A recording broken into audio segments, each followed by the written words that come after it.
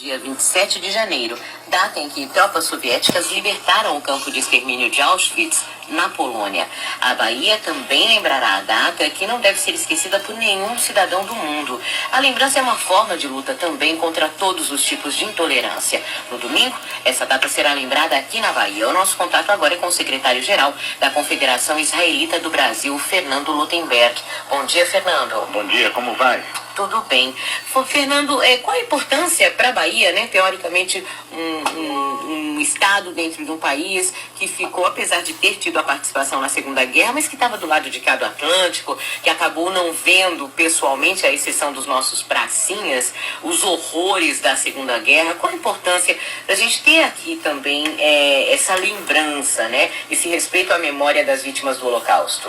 Felizmente isso não aconteceu e acho que hoje a gente está indo nesse fim de semana para a Bahia, para Salvador, que foi nossa primeira capital, onde chegaram os primeiros imigrantes judeus ao Brasil junto com as caravelas de Cabral e logo na sequência, para justamente lembrar.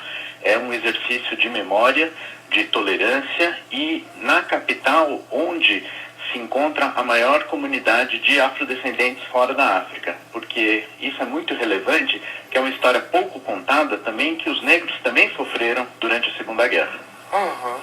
Agora, Fernando, como é que vai ser essa cerimônia aqui, né, no domingo? O que vai acontecer aqui no domingo? Normalmente, nós temos feito, a Confederação Israelita do Brasil tem feito em várias capitais do Brasil, sempre com um tema específico. Então, esse ano também o professor Luiz Edmundo, da Universidade Federal do Rio de Janeiro, fará um pronunciamento relembrando essa história triste também que os negros sofreram durante a Segunda Guerra. E nós acendemos uma menorá, que é o símbolo do judaísmo, com um candelabro, né? Ela equivale a um candelabro, e para cada vela em memória às vítimas. Então são 6 velas, cada um representando 1 milhão.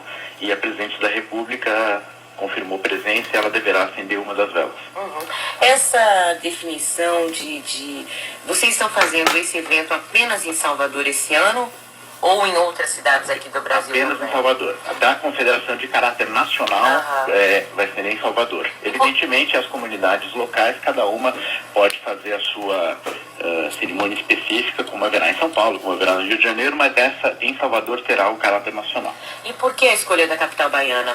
Exatamente porque ela tem história da comunidade judaica no Brasil e, por ser a capital onde se encontra a maior população negra fora da África, a gente também quer lembrar que o Holocausto não é só algo que afetou o povo judeu. Ele pode afetar e já afetou diversas comunidades. Então, o que aconteceu no Sudão recentemente, o que aconteceu com os armênios durante a Primeira Guerra Mundial, o que aconteceu na Bósnia durante a Guerra da ex-Jugoslávia. Então, são manifestações totalitárias que podem afetar qualquer comunidade que se encontre numa determinada situação. Então, por isso, a escolha é para lembrar e para alertar. Hoje em dia, há pessoas que negam até que isso tenha ocorrido, então é importante repisar e rememorar.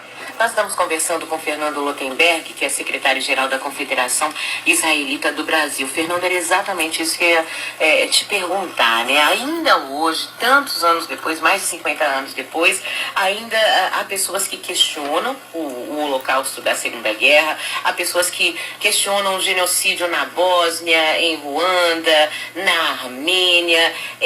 Por que você acredita que isso ainda ocorra num período de tanta globalização, quando as imagens acabam ficando claras, né? Porque você vê as situações que ocorreram, mesmo os filmes, né? Que a gente tem também com relação à Segunda Guerra Mundial. Acho que poucas pessoas que ouvem falar do Holocausto não tenham, de alguma forma, na memória, uma imagem que tenham visto numa foto ou num vídeo da situação calamitosa que as pessoas viveram naquela época. Por que você acha que ainda existe essa dúvida ou até esse questionamento? Para que ficar lembrando dessas coisas se já faz mais de 60 anos que isso aconteceu? Eu acho que existe uma motivação de quem tenta negar de caráter político e até de discriminação. Então aqui você deixa de considerar a vítima como um ser humano, como um igual. Então fala assim, bom, foram judeus? Tanto faz, isso não é tão grave assim. Como foram os negros que sofreram escravidão? Talvez isso não seja tão relevante.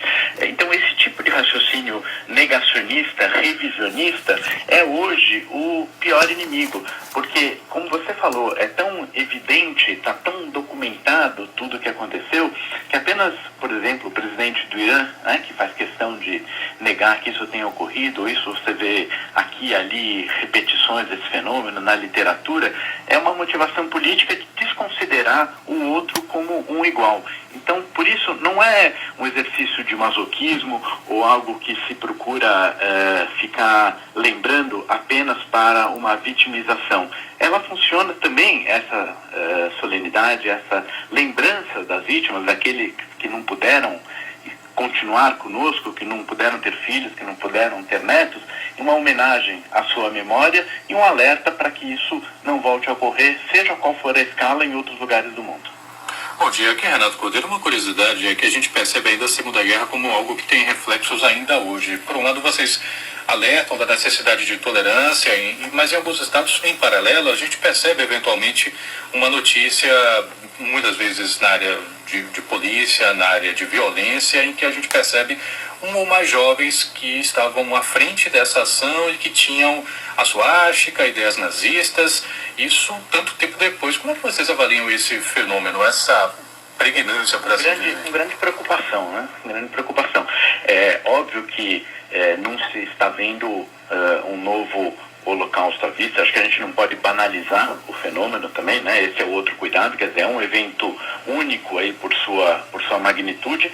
Agora, essas repetições, esses epígonos dos nazistas que se veem, por exemplo, nessas manifestações de punks ou de agressão a homossexuais, sempre, né, perseguindo alguma minoria, é muito preocupante, porque a gente vê que essa mensagem de que todos se reconheçam como semelhantes ainda não prosperou totalmente. Então, você tem episódios aqui e ali de violência, e a comunidade judaica tem uma atuação muito forte nesse sentido de acompanhar esses movimentos e de procurar a persecução policial e penal dessas pessoas, porque realmente não faz o menor sentido, muito menos no Brasil, que é um país que acolhe, que recebe e tem recebido imigrantes ao longo de todos os seus séculos com grande carinho, com grande afeto, e onde todo mundo pode professar a sua crença, ter a sua profissão, independentemente de quem seja ou de onde tenha vindo. Então, é lamentável que isso ainda ocorra, e nós estamos muito firmes, não só naquilo que diz respeito à comunidade judaica, mas a todas essas manifestações de agressividade e de intolerância que se vê em várias cidades do Brasil.